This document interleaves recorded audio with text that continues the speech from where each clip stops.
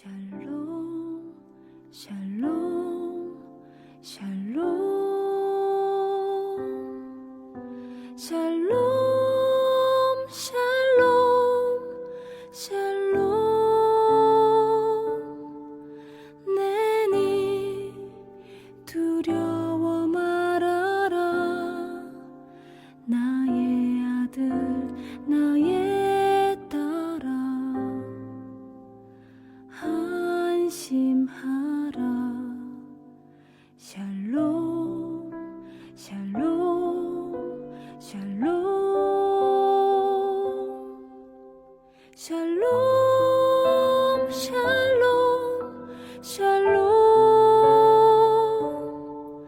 나의 평안을 주노라. 세상과는 다른 평안.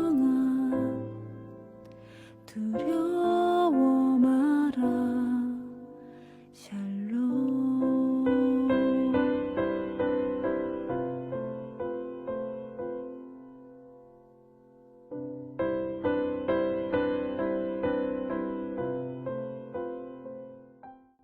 (4월 22일) 늘 푸른 새벽 예배를 하나님 앞에 올려 드리겠습니다.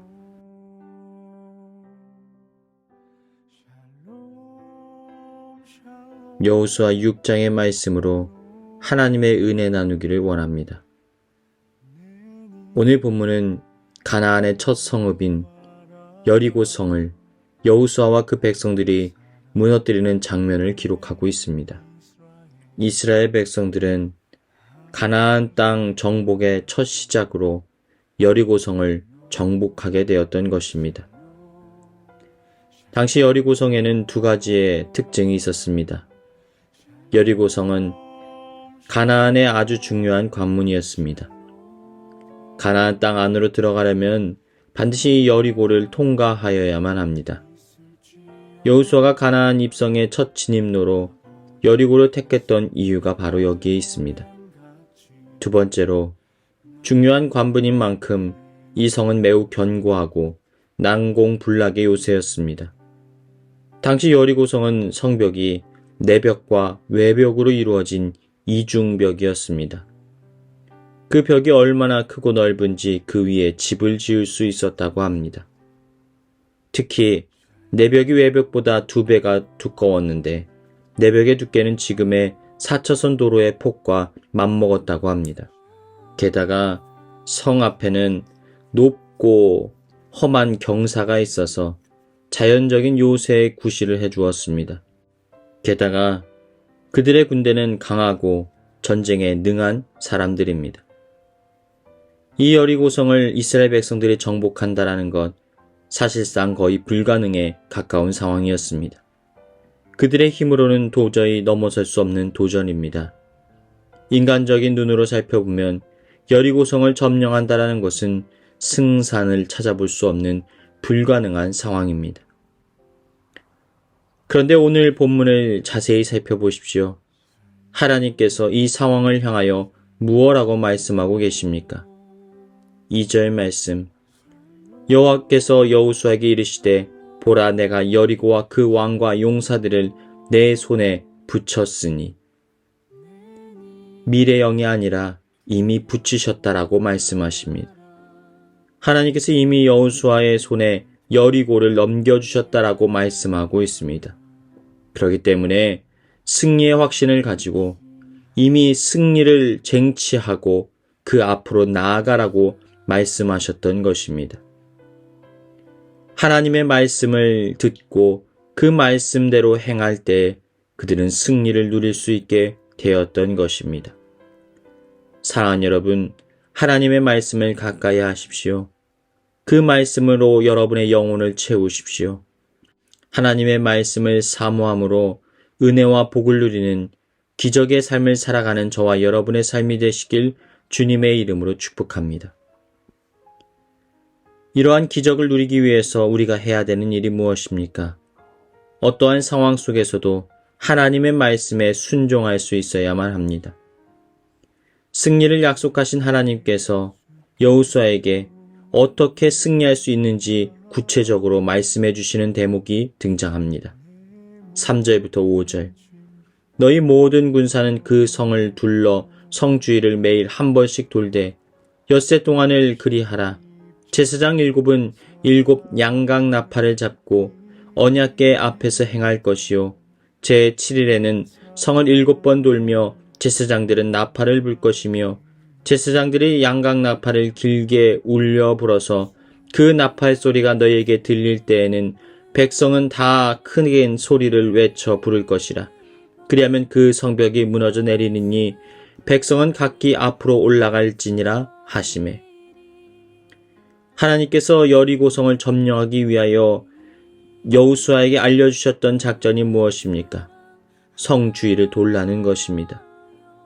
그냥 도는 것이 아니라 매일 하루 한 번씩 6일 동안을 돌라는 것입니다. 그리고 마지막 7일에는 7번을 돌고 큰 소리로 함성을 지르라고 말씀하셨습니다. 그러면 그 성벽이 무너져 내린다라고 말씀하셨던 것이지요. 그런데요, 이 하나님의 말씀대로 순종하는 것이 과연 쉬운 일이었을까요? 첫째 날 한 바퀴를 돌고 돌아옵니다. 둘째 날 역시 한 바퀴를 돌고 돌아왔을 것입니다. 셋째 날 역시 한 바퀴를 돌고 돌아옵니다. 그런데 아무 징조가 나타나질 않습니다. 아무런 변화가 일어나질 않습니다. 성벽이 금이 가거나 벽돌이 떨어지는 그런 징후를 기대했을지도 모릅니다. 그런데 아무런 일도 눈에 보이지 않습니다. 이쯤 되자 여리고성 사람들이 그들을 향하여 조롱하고 비웃기 시작합니다. 제정신이 아닌 것 같다고 그렇게 외쳤을 것입니다. 그런데도 이스라엘 백성들은 다음날 또 성 주위를 한 바퀴 돌고 돌아옵니다. 그러기를 6일 동안을 합니다. 그리고 마침내 7일째에는 7바퀴를 돕니다. 그런데 그 바퀴를 끝까지 돌기 전까지 아무런 조짐도 일어나지 않습니다. 그런데 7바퀴가 끝남과 동시에 큰 함성을 지르게 되자 그토록 견고하던 요새 여리고가 무너지고 말았습니다. 이것이 뜻하는 바가 무엇일까요? 주님의 말씀을 하나도 남김없이 다 이행한 이후에야 여리고가 무너지는 새로운 역사가 일어날 수 있었다는 것입니다. 사랑하는 여러분, 하나님을 신뢰하고 우리가 그분의 승리하심을 믿는데도 왜 우리의 삶의 여리고성이 무너지지 않는 것일까요? 왜 우리의 삶에는 불가능이 가능케 되는 기적의 역사가 일어나지 않는 것일까요? 기적의 필요성은 느끼고 있지만 하나님을 향한 전적인 순종이 없기 때문입니다. 순간순간 모든 것을 내 경험으로 판단했을 뿐 아니라 하나님께 전적으로 우리의 자신을 내어놓는 순종의 삶이 없기 때문입니다. 7바퀴를 모두 다 돌아야 하나님께서 명령하신 대로 온전히 다 이행할 수 있어야만 우리는 기적을 누릴 수가 있는 것입니다. 사랑하는 여러분, 완전한 순종, 하나님 앞에 우리의 생각을 내려놓고 완전한 복종을 하시길 주님의 이름으로 축복합니다. 또 어떻게 우리는 하나님의 기적의 은혜를 누릴 수가 있을까요? 어떠한 상황에서도 하나님을 바라보며 침묵해야 됩니다. 입술을 지킬 수 있어야 됩니다. 이 여리고성을 돌게 될 때 여호수아가 백성들에게 한 가지의 명령을 내립니다. 10절 말씀. 여호수아가 백성에게 명령하여 이르되 너희는 외치지 말며 너희 음성을 들리지 말며 너희 입에 아무 말도 내지 말라. 그리하다가 내가 너희에게 명하여 외치라 하는 날에 외칠지니라. 아무 말도 하지 말고 침묵하라는 것입니다. 그리고 하나님께서 외치라 명령하시는 그날에 크게 외치라고 말씀하셨습니다. 왜 그들에게 침묵하라고 하나님께서 명령하셨을까요? 만약 하나님께서 그들에게 침묵을 명령하지 않으셨다면 그들은 여리고성을 돌면서 어떤 반응을 보였을까요?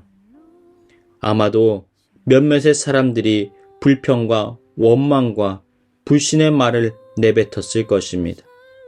여호수아가 제정신이 아닌 것 같아. 하나님도 말도 안 되는 이야기를 우리에게 요구하시는 것 같아. 우리가 모여서 이 상황에 대해서 논의를 해보자.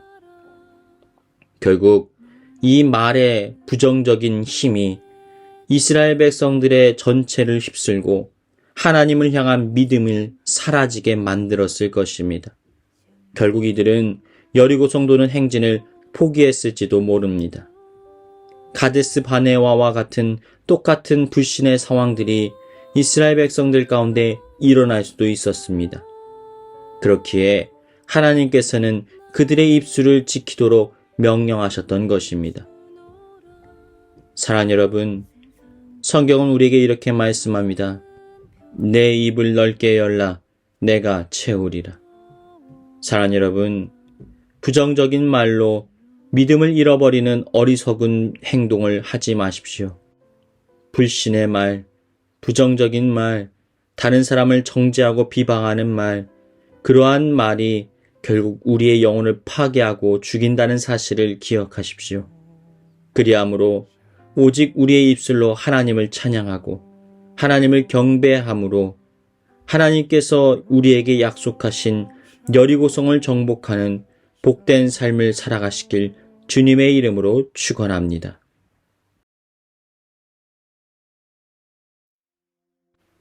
이 시간 교회에 주신 공동의 기도 제목을 가지고 다 같이 기도하시겠습니다.